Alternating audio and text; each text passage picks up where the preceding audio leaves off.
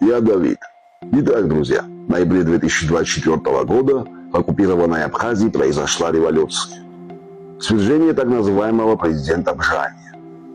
Но почему-то это знаменательное событие осталось без названия. Вы помните революцию роз в Грузии, оранжевую в Украине. Так чем же хуже оккупированная Абхазия? Почему такое громкое историческое событие должно остаться без романтического названия? Тем более, есть четкий символ тех событий. Мужчина Абраскил, революционер, в розовом нижнем белье штурмует правительственное здание. Вот вам и название. La Revolución de los Pantalones Rosados. Ну или можно Calzones Rosados. Почему же я заинтересовался этим событием? Дело в том, что многие особо одаренные абхазские сепаратисты в социальных сетях, и не только, очень гордятся этой революцией. Мол, мы народ свергли президента, который не оправдал наши надежды. Ну, мол, мы сами решили судьбу страны.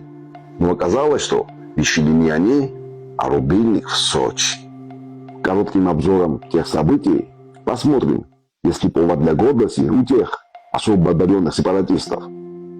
Итак, все начиналось со спорного инвестсоглашения с Россией. Дальше по сценарию. Недовольный народ, протесты, штурмы, захваты зданий. Кто через дверь, кто как на той фотографии, через окно в розовых трусах. И Бжания под конец объявляет: ну ладно, я ухожу. И ушел не только он, а вместе с ним ушел и свет. Энергетический ультиматум. Россия выключает рубильник. Либо наш кандидат в президенты Бадра Гумба, либо фонари не загорятся. Как в сказке, не будет нужного президента, не будет электричества. И вот накануне выборов свет возвращают, как будто бы случайно. Но с оговорками. Мы снова включаем, но вы же понимаете, что выборы должны быть правильными.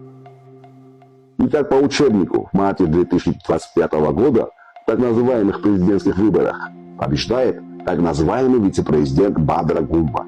Абхазия удвоенными темпами ныряет в русский мир. Зато свет остается включенным. Вот так, господа, закончилась революция розовых. Вы знаете. Вместо так называемого президента Бжани народ получил безоговорочного исполнителя кремлевских заказов – Бадру Гумба. По совместительству оруженосец кремлевского наместника оккупированной Абхазии Сергея Ильенко.